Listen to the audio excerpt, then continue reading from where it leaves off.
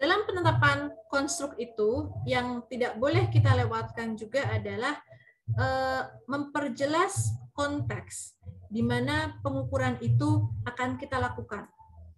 Konteks itu meliputi dua hal. Pertama adalah target populasi kita itu siapa.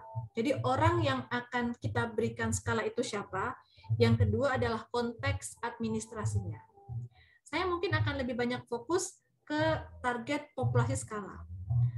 Tadi di contoh kita sudah membaca ya, pelajari sama-sama ada skala namanya skala modal sosial pada remaja. Atribut psikologisnya adalah modal sosial, pada remaja adalah konteksnya. Karena itu nanti akan berbeda ketika kita mungkin nanti akan membuat skala modal sosial pada orang dewasa atau skala modal sosial pada orang dengan disabilitas atau skala modal sosial pada wanita. Nah, itu bisa berbeda. Maka dari itu, skala yang kita buat ini sasarannya untuk siapa, itu juga harus kita tetapkan di awal. Kita mau bikin skala buat siapa sih? Contohnya dulu tahun lalu kakak kelas kalian ada yang membuat skala kebahagiaan anak korban perceraian. Kira-kira akan sama nggak dengan skala kebahagiaan secara umum? Yang itu akan diberikan pada populasi secara umum, tidak spesifik pada kelompok masyarakat tertentu. Akan beda. Meskipun sama-sama menggunakan teori yang sama, teori tentang kebahagiaan, tapi ketika target populasinya itu berbeda, yang satu general, yang satu spesifik, itu bisa jadi skalanya akan berbeda. Nanti item-item dalam skalanya akan berbeda, akan dikontekskan pada populasi yang jadi target itu. Kayak gitu. Nah, jadi intinya adalah selain kita menetapkan atribut psikologis apa yang mau diukur, yang berikutnya adalah konteksnya. Pada siapa skala ini mau kita buat dan kita berikan? Pada remaja kah? Pada anak-anak kah? Pada orang dewasa? Atau populasi khusus, misalkan orang dengan disabilitas, orang dengan gangguan apa, orang dengan kondisi apa. Nah, itu harus clear di awal. Atributnya apa? Konteksnya bagaimana? Apakah kita mau bikin skala yang itu untuk orang pada umumnya, orang yang normal pada umumnya? Atau mau kita buat spesifik pada kelompok tertentu? Itu persoalan yang harus diselesaikan di tahap pertama ketika kita menetapkan konstruk. Nah, sekarang saya mau mencontohkan bagaimana tahapan penetapan konstruk ini dilakukan oleh para peneliti. Di sini saya membuka skala modal sosial. Di sini judulnya adalah pengembangan skala modal sosial pada remaja. Ini berupa skala ya, ukuran namanya skala. Modal sosial ini adalah atribut psikologisnya. Pada remaja ini adalah konteksnya. Mari coba kita lihat. Oke, jadi di sini dia menjelaskan konteks masa remaja itu seperti apa dan mengapa remaja itu penting untuk diukur modal sosialnya. Jadi modal sosial itu di sini berkaitan dengan lingkungan pergaulan. Ini dasar teorinya. Pertama, ada 3 pengaruh yang diterima oleh remaja. Pertama dari keluarga, yang kedua dari guru, dan ketiga dari teman. Dan keluarga perannya seperti ini. Kedua, guru perannya seperti ini. Ketiga, teman-temannya perannya semacam ini. Teori yang seperti ini penting, karena ini membantu kita memahami konsep dalam teori ini adalah modal sosial. Nah, di sini ada teori-teori lagi, misalnya ini. King and Furrow membagi ada 3 aspek dalam mengukur modal sosial. Jadi modal sosial itu tampak ada pada individu ketika pertama dia ada interaksi sosial. Yang kedua adalah ketika ada kepercayaan. Yang ketiga adalah visi bersama. Jadi seorang remaja itu dikatakan punya modal sosial yang baik ketika interaksi sosialnya ada, kepercayaannya ada, dan visi bersamanya itu ada. Begitu. Itu gambaran atributnya namanya modal sosial. Modal sosial itu terdiri atas 3 aspek. Interaksi sosial, kepercayaan, dan visi bersama. Ini semuanya dari mana taunya? Dari membaca literatur. Ini di sini contohnya si penulis membaca dari King dan Furrow tahun 2004. Nah, untuk memahami modal sosial, di sini dia mendefinisikan modal sosial itu apa pengertiannya. Oh, modal sosial adalah sumber daya yang dipandang apa ini? Oh, ini modal sosial ketika individu saling berhubungan secara positif dan memiliki berbagai sumber daya yang diberikan secara cuma-cuma. Itu namanya modal sosial. Apalagi unsur-unsur. Nah, unsur-unsur ini juga kata lain ya dari aspek-aspek ya. Unsur-unsurnya tuh apa? Oh, ada partisipasi, oh, ada timbal balik, ada rasa percaya, kemudian ada peran norma sosial, nilai-nilai. Ini ada domain. Nah, domain ini juga menginformasikan tentang aspek. Jadi kadang ketika kita mau membuat alat ukur itu, kita mempertimbangkan berbagai teori, dan kemudian teori-teori itu kita sintesis, kita ambil intinya. Jadi atribut ini dimensinya apa saja ya? Sering itu sudah ada teorinya yang begitu begitu clear menyatakan atributnya ini, domainnya ini. Tapi ada atribut yang itu harus kita olah terlebih dahulu. Kita membaca beberapa teori dan kemudian itu kita sintesiskan. Jadi proses membuat dimensi merumuskan dimensi suatu atribut itu semacam ini. Contohnya si penulis ini dia membaca teori tentang yang pertama unsur-unsur modal sosial. Kemudian dia dapat teori tentang domain modal sosial. Nah, berdasarkan ini maka dia pakai yang domain modal sosial untuk bisa mendeskripsikan seperti apa sih orang yang punya modal sosial itu. Nah, seluruh yang dia laporkan di bagian pendahuluan ini adalah bukti penegasan kawasan ukur. Jadi penegasan kawasan ukur itu seperti itu. Kita tahu apa yang mau kita ukur, kita cari teorinya, kita rumuskan, kita tetapkan apa definisinya, dan apa aspek-aspeknya. Kita batasi aspeknya domain sosial, aspeknya modal sosial itu cuma ada 3, 1, 2, 3. Nah, itu namanya penegasan kawasan ukur itu seperti itu. Jadi kita harus membaca teori, kemudian mengambil inti-intinya, oh konsepnya itu semacam ini, kemudian domainnya itu terdiri atas ini saja dimensinya, aspek-aspeknya. Kalau kita sudah clear, oh atribut ini, aspeknya itu adalah ini, maka tahap 1 itu sudah selesai. Kita sudah berhasil menegaskan kawasan ukur. Jadi kawasan ukur itu nggak kayak karet. Kalau karet itu kan ditarik melar, dilepaskan shoot lagi. Jadi nggak kayak gitu. Sama kayak pagar rumah. Pagar rumah itu kan fix di tempatnya, ya kan? Jadi maksudnya kalau dalam pembahasan kita kali ini, kalau teorinya bilang begini ya hanya begini, nggak boleh ditarik ulur. Oh nanti aku bisa bikin teorinya nanti tak kembangkan nggak boleh. Jadi kok teorinya cuma berkata modal sosial itu terdiri atas 3, ya sudah 3. Itu namanya pembatasan kawasan ukur. Dan kita tegaskan, kalau dimensinya cuma 3 ya cuma 3 kayak gitu. Tidak kita kurangi, tidak kita lebihkan berdasarkan teorinya. Jadi itu gambaran penetapan konstruk. Sampai di sini saya ingin kembalikan ke kalian dulu. Mungkin ada pertanyaan atau ada hal-hal yang kalian belum pahami, silahkan disampaikan.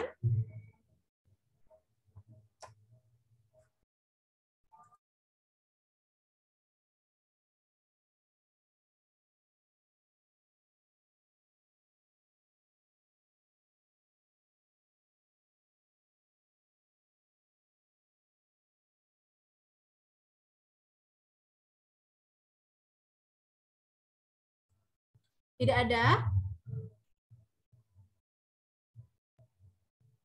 Tidak ada? Halo? Belum, Bu. Oke, jadi bisa dipahami ya. Semacam itulah proses penegasan kawasan ukur, penetapan konstruk. Aktivitas kedua di tahap pertama, kalau tadi kita sudah menetapkan konstruknya dan teorinya sudah kita kumpulkan, kerjaan kita yang kedua adalah mengoperasionalisasikan indikator perilaku. Sehingga indikator perilaku itu bisa diukur. Jadi, kalau kita sudah tahu teorinya ya, konsep teoretis, definisinya. Secara teoritis itu orang-orang mengatakan dimensinya apa saja, aspek-aspeknya apa saja. Kita sudah tahu aspeknya. Nah, aspek ini yang kemudian kita turunkan menjadi indikator perilaku. Contohnya tadi, kok tadi saya contohkan pakai skala modal sosial, atributnya modal sosial. Kita kemudian mencari definisi modal sosial itu adalah ini. Kemudian dari teori kita dapatkan, oh aspek modal sosial itu ada 3. Ada interaksi sosial, ada kepercayaan, dan ada visi bersama. Nah, tapi kan interaksi sosial, kepercayaan, dan visi bersama itu kan masih konsep. Seperti apa perilaku yang itu menunjukkan adanya interaksi sosial? Seperti apa perilaku yang itu menunjukkan adanya kepercayaan? Seperti apa perilaku yang itu menunjukkan adanya yang ketiga tadi apa? Visi bersama. Kan kita belum tahu, kita baru dapat teorinya. Nah, teori itu yang harus kemudian kita pahami. Contoh perilakunya seperti apa ya? Jadi dimensi atribut teoritis itu diperjelas dan dioperasionalkan ke dalam bentuk perilaku yang lebih konkret. Jadi operasionalisasi ini dirumuskan dalam bentuk indikator perilaku. Tujuan operasionalisasi ini adalah agar penulis item memahami betul seperti apa sih ciri-ciri orang, perilaku orang ketika dia mau kita tahu punya atribut ini atau tidak pada dirinya. Kayak gitu. Jadi ini istilah berikutnya yang harus kalian pahami, ada istilah operasionalisasi. Jadi operasionalisasi itu proses kita menurunkan dari teori menjadi indikator perilaku. Kayak gitu. Nah, barulah kalau kita sudah jelas konsepnya apa, aspeknya apa, indikator perilakunya apa, itu akan menjadi bahan kita untuk membuat blueprint. Jadi blueprint itu adalah rencana skala. Blueprint itu sering disajikan dalam bentuk tabel semacam ini. Tabel yang sini tentang aspek dan definisinya. Jadi misalkan modal sosial, aspek 1 interaksi sosial, aspek 2-nya kepercayaan, aspek ketiganya adalah visi bersama. Aspek interaksi sosial itu indikator perilakunya apa saja sih? Kita list, kita buat daftarnya. Oh, interaksi sosial itu ada kegiatan bersama, ada komunikasi, ada apa lagi. Kemudian ada kepercayaan. Kepercayaan itu indikator perilakunya apa? Oh, kita buat daftarnya lagi. Kemudian aspek ketiga apa? Tadi visi bersama. Orang kalau punya visi bersama tuh ciri-cirinya apa tuh? Oh, punya cita-cita yang sama. Oh, punya minat yang sama. Oh, punya kesukaan yang sama. Oh, tergabung dalam organisasi yang sama, bisa jadi. Kalau sudah clear indikator perilakunya, itu yang kemudian kita bobot. Misalkan kita punya target mau bikin skala yang banyaknya itu cukup 10 item saja. Misalkan kita mau buat skala yang agak ringkas, cukup 10 item. 10 item ini berarti nanti 33% untuk aspek yang pertama, 33%-nya lagi untuk aspek yang kedua, kemudian 33%-nya lagi untuk aspek yang ketiga. Itu nanti kita bagi, kita distribusikan. Sehingga setiap aspek indikator ini punya apa ya? Punya proporsi yang adil di dalam skala kita. Jadi blueprint itu wujudnya semacam ini. Jadi blueprint itu adalah rencana skala yang akan memberikan kita gambaran isi skala dan menjadi acuan penulisan item agar berada di lingkup ukur yang benar. Kemudian blueprint yang detail dan jelas akan mendukung pemeriksaan validitas isi skala. Jadi tahap pertama penegasan kawasan ukur itu baru selesai endingnya di tahap blueprint ini. Tapi prosesnya kalau kita lihat agak panjang ya. Kita harus paham teorinya, kita kemudian harus turunkan itu jadi indikator perilaku, barulah kita bikin blueprintnya, kita buat perencanaannya. Aspek 1 nanti berapa item ya, aspek kedua berapa item, aspek ketiga berapa item, kayak gitu. Ini contohnya misalkan contoh mau bikin skala motivasi berprestasi. Di sini berdasarkan teori kita bisa memahami motivasi berprestasi itu ada 3 aspek. Aspek 1 terkait afektifnya, aspek 2 terkait kognitifnya, aspek 3 terkait perilakunya. Kita konsepkan dulu aspek afektif itu apa. Oh, terkait perasaan senang, tertarik, bersemangat, suka pada tugas-tugas yang menantang. Aspek kognitifnya itu terkait dengan keyakinan. Oh, keyakinan bisa mencapai prestasi, keyakinan bisa sukses, kayak gitu. Aspek 3 perilaku adalah tindakan. Oh, ternyata ada tindakannya yang mencerminkan usaha mencapai prestasi, seperti mencari informasi, mencari bantuan, berlatih, belajar, dan seterusnya. Itu konsepnya. Indikator perilakunya bagaimana? Oh, berdasarkan konsepnya, pertama ada perasaan senang pada situasi yang menantang. Kemudian merasa bersemangat ketika dihadapkan pada persoalan, karena pengen menyelesaikan itu. Kalau pada aspek kognitif, misalkan indikator perilakunya, kok berdasarkan teorinya, oh pertama ada keyakinan bisa sukses. Yang kedua, oh ada sikap positif ketika menghadapi tantangan. Jadi berpikirannya yang positif, optimis, kayak gitu. Aspek ketiga perilaku, oh ada perilaku yang menunjukkan dia berusaha berlatih, berusaha mencari informasi, berusaha mencari bantuan untuk bisa mencapai prestasi. Nah, jadi dari teori kemudian diturunkan jadi indikator perilaku. Coba kita lihat peralihannya ya, dari yang awalnya baru konsep semacam ini kemudian menjadi sesuatu yang ada bentuk perilakunya. Ini perilaku covertnya, perasaannya seperti apa. Ini juga perilaku covert, keyakinan, meyakini sesuatu itu tidak bisa dilihat, itu masuk perilaku covert. Kalau berusaha berlatih itu bisa dilihat, berarti itu perilaku overtnya, mencari informasi, mencari bantuan, semacam itu. Jadi dari awalnya masih berupa konsep teoritis, kemudian diturunkan jadi sesuatu yang itu ada petunjuk-petunjuk perilakunya. Jadi inilah proses operasionalisasi variabel itu semacam ini. Dari yang awalnya cuma konsep teoritis menjadi petunjuk-petunjuk perilaku. Dari sini yang kemudian kita masukkan ke indikator, ke blueprint. Tabel pertama adalah konsep aspeknya apa dulu, aspek dan definisinya. Kemudian indikator perilakunya. Kemudian kita beri bobot. Oh, aspek pertama bobotnya kita buat 30%, kemudian aspek kedua 35, sehingga totalnya akhirnya adalah 100%. Jadi ini pekerjaan di tahap pertama. Tadi sudah kita lihat ya, penegasan kawasan ukur tuh ini ada penetapan konstruk dan konseptualisasinya, kemudian operasionalisasi indikator, dan terakhir endingnya adalah blueprint. Jadi kalau kita sudah bisa bikin blueprint, itu artinya kita sudah selesai di tahap penegasan kawasan ukur.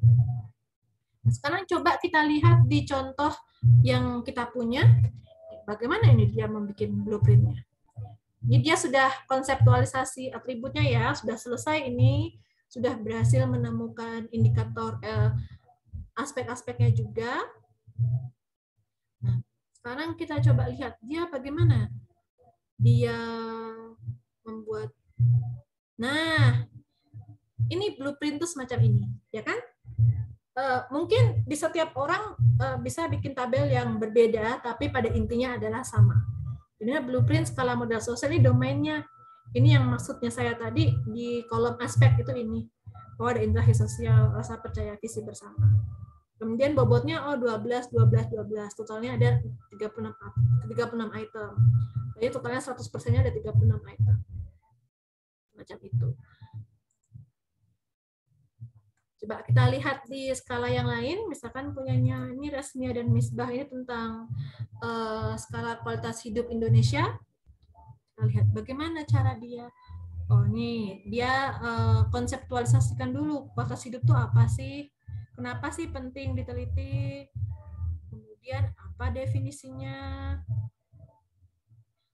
Oke, kemudian apa ya?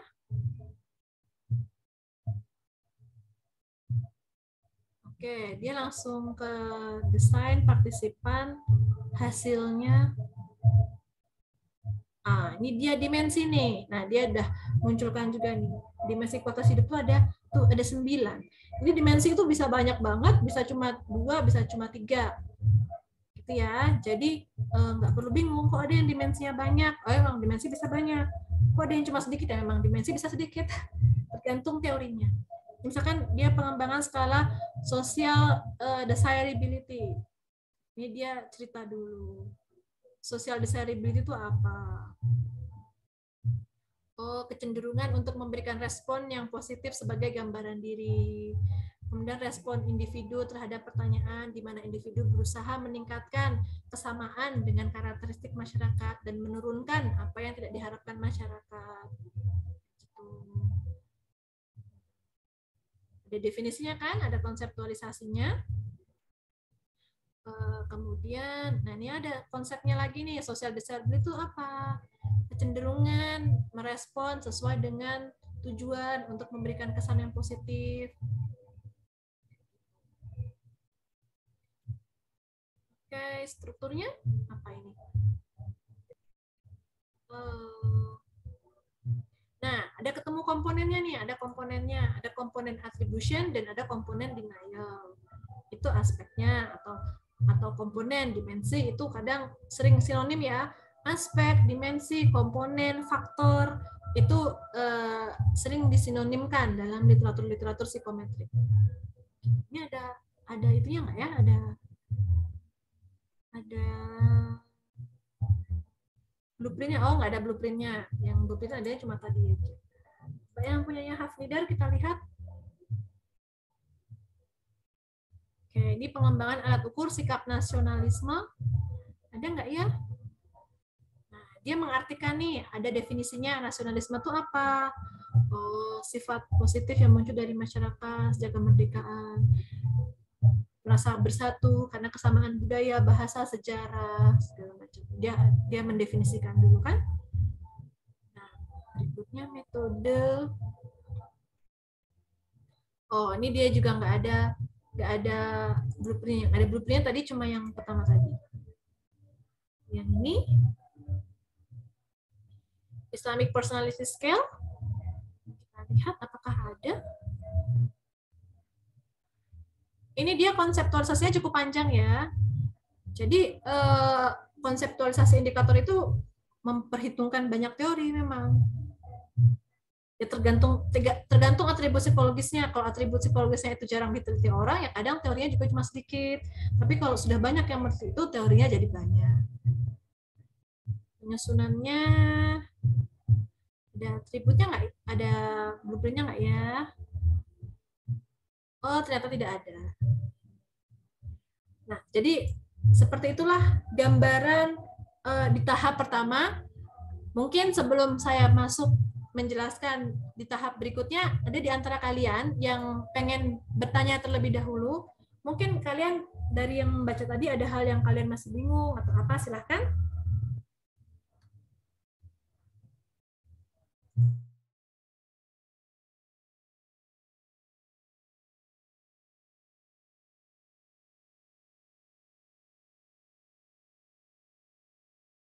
Bu, mohon maaf, Intan izin bertanya. Ya, silakan Intan. Karena tadi yang waktu Bu Aktina penjelasan blueprint, karena tadi nggak ada sinyal, jadi Intan bertanya Bu, ya apakah semua kita buat alat ukur seperti ini tuh tidak harus kita buat blueprint ya Bu? Oh, blueprint itu harus. Itu bagian dari proses penegasan kawasan ukur. Kalau kita tidak membuat blueprint, kita tidak bisa menulis item. Karena kita jadi nggak punya acuannya. Item yang mau kita tulis berapa jumlahnya, kemudian bahannya teoritisnya seperti apa, kita jadi nggak punya. Kayak gitu. Jadi blueprint itu wajib. Blueprint itu wajib dibuat. Begitu Intan. Oke. Silahkan yang lain kalau ada persoalan yang mau ditanyakan tentang tahap penegasan kawasan ukur.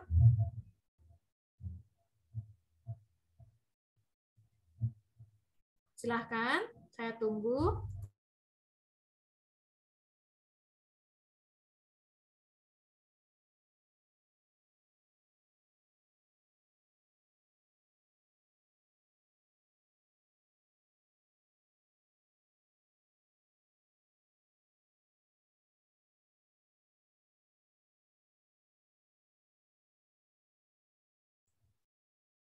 Oke, kalau nggak ada, saya yang bertanya ke kalian. Pertanyaan saya, bagaimana sih cara yang bisa kita lakukan untuk mengkonsep atribut psikologis kita? Bagaimana caranya membuat konseptualisasi atribut? Itu pertanyaan saya. Silahkan, ada yang mau menjawab? Bagaimana caranya membangun konseptualisasi atribut yang mau kita ukur?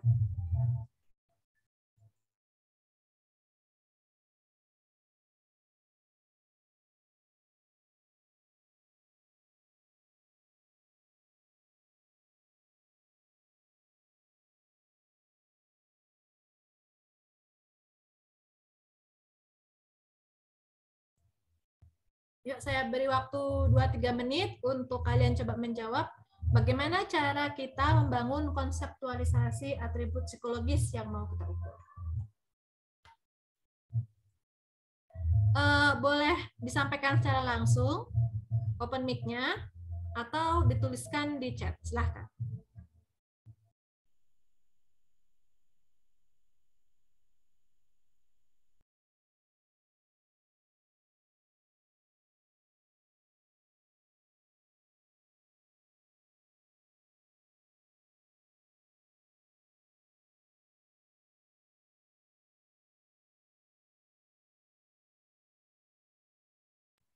Ada yang punya ide bagaimana cara kita membangun konseptualisasi atribut?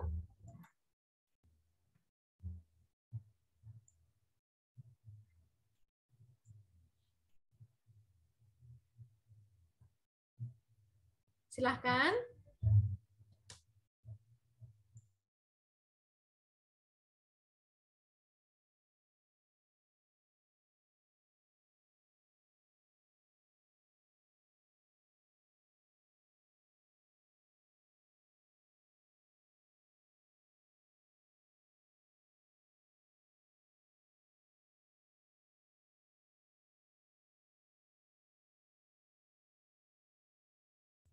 Oke, karena belum ada yang menulis, saya tunjuk aja ya.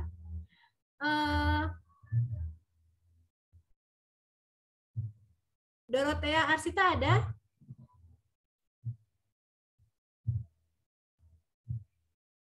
Dorothea? Hadir? Halo?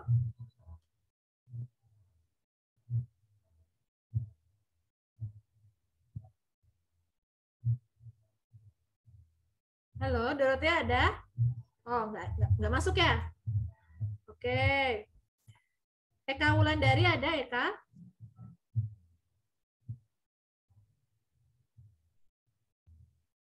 Eka Wulandari ada?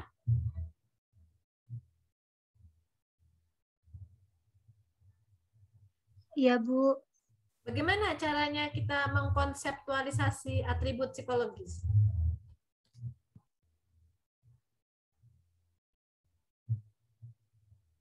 Dengan mengetahui apa namanya atribut yang ingin diteliti lebih dulu. Begitu, Cara Bu. mengetahuinya bagaimana? Misalnya seperti sebentar. Mencari tentang apa ya, lebih lanjut lagi tentang apa ya? Misalnya kita mau meneliti soal motivasi apa yang mau kita cari, kita spesifikkan lagi. Misalnya kita maunya tentang motivasi berprestasi. Yang kita cari itu tentang motivasi berprestasi itu sendiri, bukan motivasi berprestasi yang lain. Seperti itu, Bu, mungkin. Oke, yang dicari itu apanya motivasi berprestasi? Apa namanya?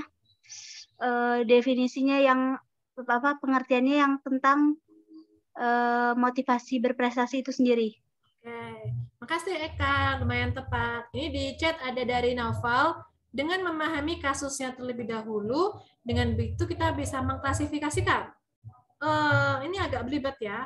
Apa maksudnya memahami kasus? Mungkin Naufal bisa open mic menjelaskan lebih banyak lagi apa maksudnya memahami kasus.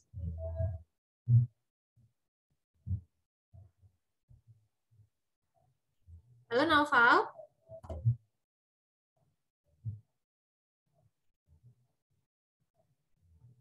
Maksudnya itu hal yang ingin kita teliti. Apanya? Kasus itu mengacu pada apa? Kejadian, peristiwa, teori, atau apa? Kasus itu apa maksudnya? Hal yang ingin kita teliti itu apa? Bisa open mic, Naufal? Peristiwa dan teorinya, oke. Sebetulnya lebih tepat ke teorinya ya. Jadi kalau kita mau bikin skala itu yang penting itu teorinya. Karena kita dari teori itu kita paham definisinya, kita jadi tahu aspek-aspeknya, jadi tahu dimensi dari atribut psikologis yang mau kita ukur. Jadi intinya adalah kita harus paham teorinya untuk bisa membangun konsep, untuk membangun pengetahuan konseptual tentang atribut yang mau kita ukur. Nah, sekarang pertanyaan saya, bagaimana cara kita mencari teori untuk membangun konsep tentang atribut psikologis kita? Silakan.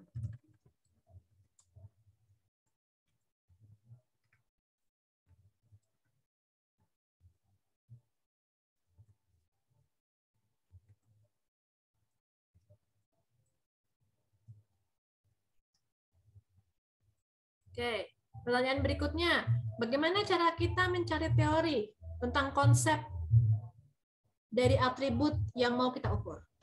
Bagaimana cara mencari teori? Silakan. Saya tunjuk aja ya. Dian Kartika ada?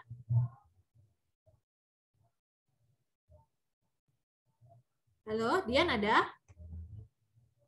Yang lain boleh menjawab dengan cara menuliskan di chat.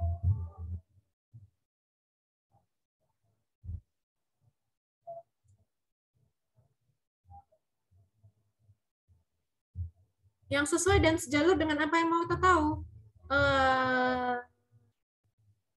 Saya kira kurang relevan ya. Bagaimana cara kita mencari teori? Cara mencari teori itu bagaimana sih? Dian Kartika ada? Masuk nggak ya?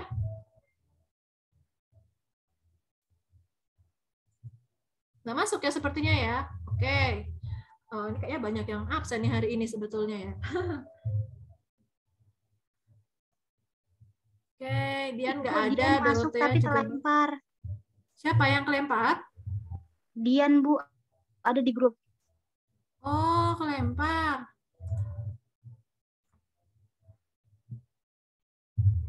Tapi ada tuh di dalam Zoom, Dian Kartika Sari. Oke, kita pindah yang lain aja. Royan ada, Royan? Tadi kayaknya ada, masuk. Bu. Oke, bagaimana caranya mencari teori untuk membangun konsep? Bangun teori itu kan tadi harus tahu permasalahannya terlebih dahulu, kemudian sama teori. Kalau teori mungkin kita harus tahu materi-materi yang dasarnya gitu, Bu. Seperti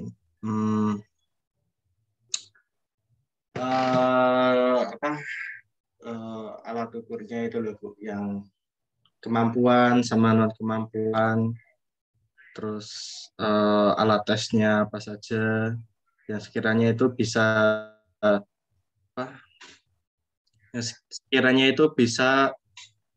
cocok buat meneliti suatu permasalahan itu, Bu. Oke, panjang ya, tapi kurang tepat. Bagaimana sih biasanya kalau kalian disuruh mencari teori itu kalian carinya gimana sih cara mencari teori itu? Nah, Arizal dengan menjawabnya mencari artikel penelitian atau informasi yang sesuai dengan teori tentang konsep dari atribut psikologis yang hendak tepat. Jadi teori itu kita cari dengan membaca literatur. Kayak gitu. Dengan membaca literatur yang relevan dengan atribut psikologis yang mau kita teliti. Jadi misalkan kalian mau bikin skala motivasi berprestasi, berarti kan kalian butuh konsep tentang motivasi berprestasi itu apa, dimensinya apa. Itu kan artinya kalian butuh teori tentang motivasi berprestasi. Nah, teorinya ini bisa ditemukan di mana? Di literatur. Membaca buku yang di situ memuat bahasan tentang motivasi berprestasi, mencari-cari artikel ilmiah yang di situ membahas tentang konsep motivasi berprestasi, membaca handbook, atau membaca artikel sebelumnya yang sudah membangun skala motivasi berprestasi. Kita harus mengacu pada literatur. Kayak gitu. Jadi kalau ditanya, teori itu dapat dari mana? Dari literatur. Harus membaca. Jadi, proses penyusunan alat ukur itu ya esensinya kegiatan penelitian.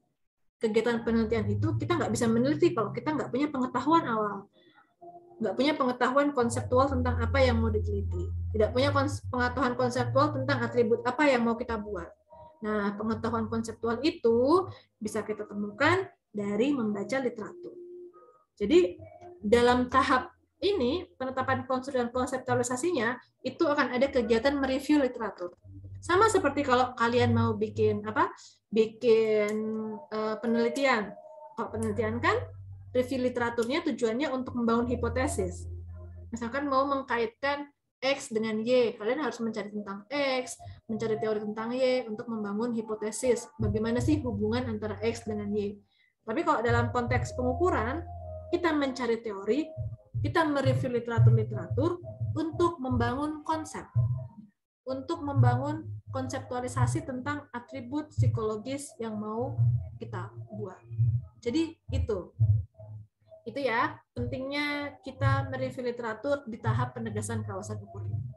Dan kalau tadi kalian sudah membaca artikel-artikel yang sudah saya contohkan, kalian lihat ya bagaimana mereka mencari teori dari sana dari sini untuk membangun pemahaman terhadap apa yang mau diukur. Terima kasih buat teman-teman yang sudah mencoba menjawab. Untuk saat ini materinya saya kira cukup itu dulu. Sebetulnya masih ada tahapan yang lain, tapi saya pikir itu kita simpan untuk minggu depan saja. Hari ini kita sudah belajar tentang gambaran umum, proses penyusunan, dan juga secara detail pada tahap pertama. Minggu depan kita akan lanjutkan pada penulisan item. Bagaimana cara menulis item yang baik dan